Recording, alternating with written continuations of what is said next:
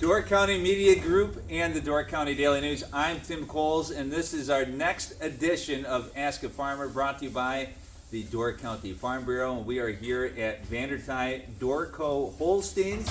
We're joined right now by the namesake who puts the Vandertie in the name, Austin Vandertie. And Austin, thank you so much for having us. Brand new heifer barn here. And tell us a little bit about your operation. Well, thanks for having me. It's a good opportunity to do this and reach other people. So here at Vandertie's Doorco Farms, we milk 40 cows. We're a small family dairy. All of our milk gets shipped locally to Renard's Cheese. We run about 400 acres of land, which allows us to be diversified. We're able to build this nice facility for the heifers, and as you can tell behind us, they're enjoying it. Yeah, they're certainly enjoying a really nice facility that you have here, and we were talking about it on the way in. We'll start with this. You're 25 years old. You have a farm. Tell us a little bit about that farm succession process, because this isn't like my kids are gonna get my bobbleheads one day, or some people they get a house. You got a business from your parents like that, and it's not just as simple as saying, "Okay, son, this is all yours now." Yeah, well, it's a lot of work, and it's a lot of learning, and it's a lot of getting the right team together to go through that process. Whether it's you're talking to your accountant, the tax guy, your lawyer, all of that, and it all it's a multi-year process. There's a lot of conversations to be had, a lot of tough conversations to be had sometimes, but like I said, it's a process, and it's sometimes you sit down and you look at your cash flow and what it's going to be, and you're thinking, wow, I really want to do this. This is a lot of work, and but it's in the end of the day, it's rewarding. And that's got to be the hardest part too, because there's a lot of people are like, a lot of parents can't get their kids to stay on the farm, right? Yeah. And you decided to say, hey, I want to keep this family tradition going. Why was it important for you to keep that family tradition? Well, you have to enjoy doing it, and I really do. And the fact that we're able to make a living off of 40 cows, which is a real small herd by today's standards, it makes it more rewarding. Personally, if I had to expand and get real big, I don't think I'd enjoy it as much. I like working with the animals. Where we are now, there's 6 generations of Vanderties that have farmed before me. 3 generations, including myself, that are on the site that we're on now.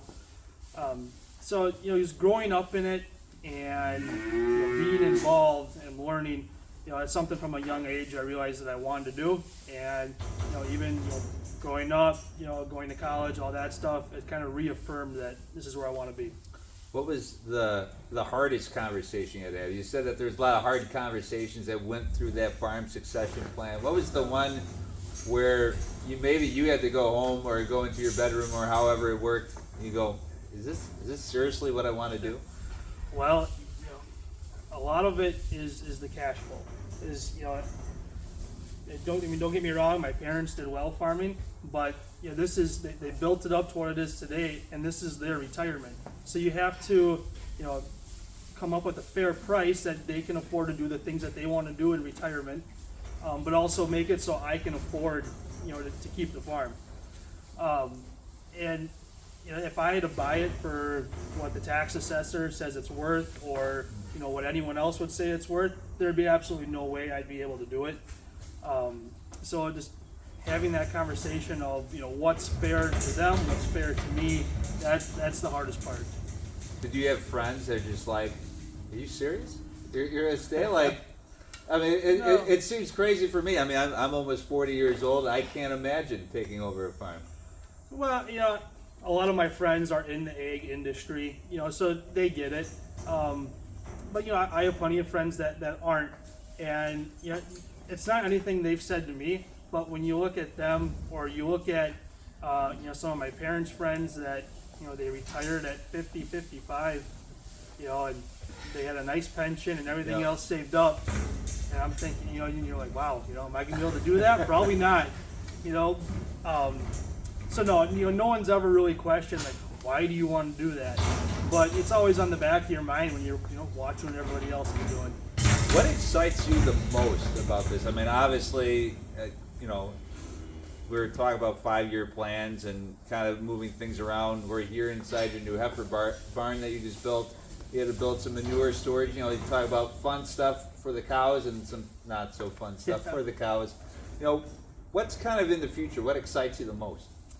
Honestly, we do a lot with the genetics here. So having the ability to have my influence over the genetics of what's going to be the future of the farm, that's the part that really excites me. And then there's all these new technologies coming out that one day I hope to be able to afford, like robotic milking or like precision planting, stuff like that. Now, take us through that genetics part of it, because I think a lot of people that might be watching don't necessarily understand how that works.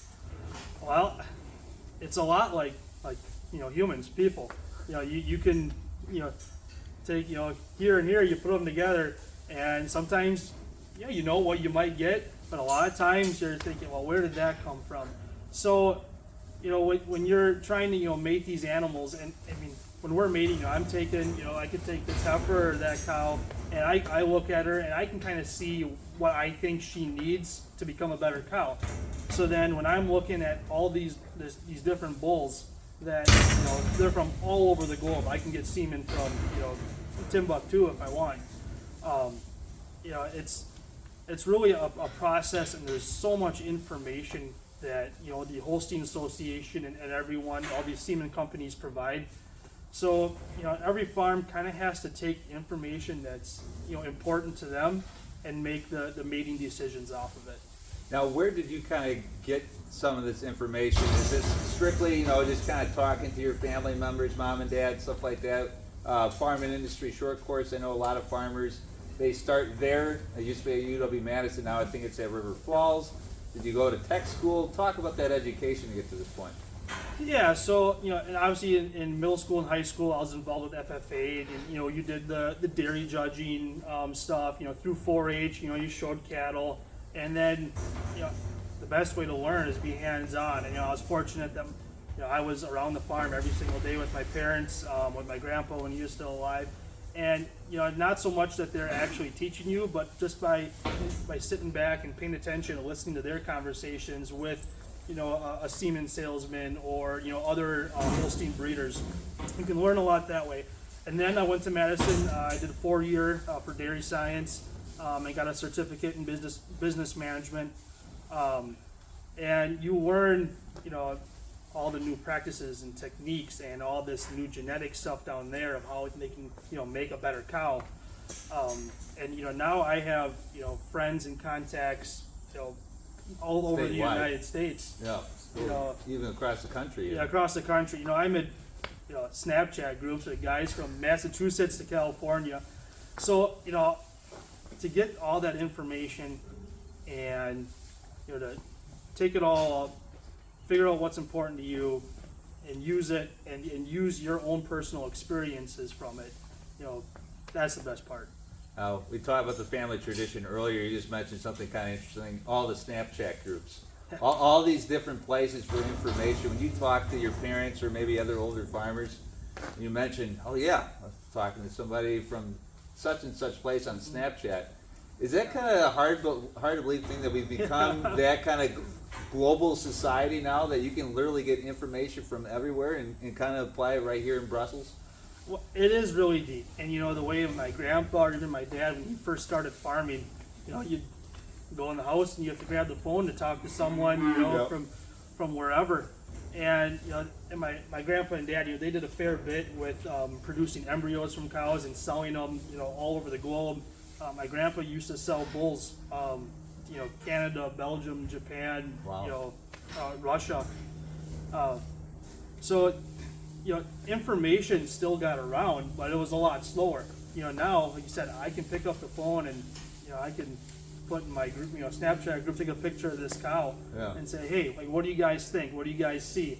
Have you guys been using, this bull, and what have you seen from his daughters? So, the wealth of information that's out there is absolutely crazy. Now, we chatted a little bit about the not so fun things that you got have to invest in manure storage over here as well. There's a lot of different things out there because obviously, especially in our part of the state, Door County, Kewaunee County, there's a lot of water quality. There's a lot of soil health and things like that. How do you kind of keep track with that and making sure that you're doing right by the land, doing right by your neighbors, but still making sure that you're able to keep your bottom line where it needs to be? Yeah, well, really the way to start it off is, I live here, I gotta drink the water. My cows, if they don't have good quality water, they're not making good quality milk. So, for me, it's really a number one priority. So, some of the things that we're doing here, we're implementing cover crops, reduced tillage in fall and spring. We're doing no-till planting.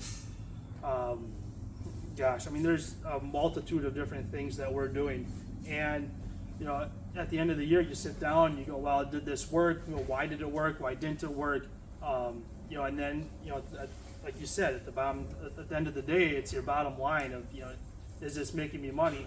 And you may not see it directly, in your cash flow, but if your soil is getting healthier, that's a good thing. And, to put a dollar amount on that is tough, but, especially because where we live, it's really important. And some of those techniques you mentioned as well, it's hard to maybe put a dollar sign on it right away, but you're not out in the fields as much, so you got more time to be you're not running your tractors as much, so some of those repairs are getting pushed online. So there's a lot of different things that, even though it's not necessarily levering and coming into the checkbook, that does kind of affect how you're able to afford running a dairy farm. Oh, absolutely. And I'm sure you've heard this before. Margins are always pretty tight. So anytime you can make a buck here or there, you got to do it. So if you're not running over a field, well, you can put a dollar amount on your time, and you can put a dollar amount on the fuel that you're not using. So that stuff, that's pretty easy to calculate. In my time working with the radio stations, farmers have been really open about kind of sharing what they do, whether it's with older adults, young kids, everybody in between, stuff like that.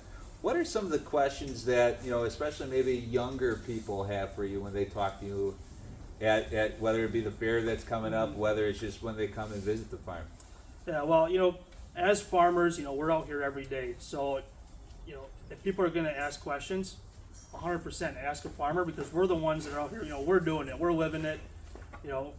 Believe it or not, we do know what we're doing, So, a lot of the younger crowd that's, removed, multiple generations from a dairy farm, sometimes, they have no idea. And not so much in this area, we live in a rural area, but when you're at the fair and you get, visitors from, Illinois or Minnesota, from the cities, or, and they have no idea. You'll be We're very limited knowledge. Yeah. So you'll be milking a cow, at the fair, and the mom or dad of the kid, they'll say, oh, that's where milk comes from, and they understand because they had a parent or a grandparent that had a farm that they spent time on, but their kid, never had that opportunity.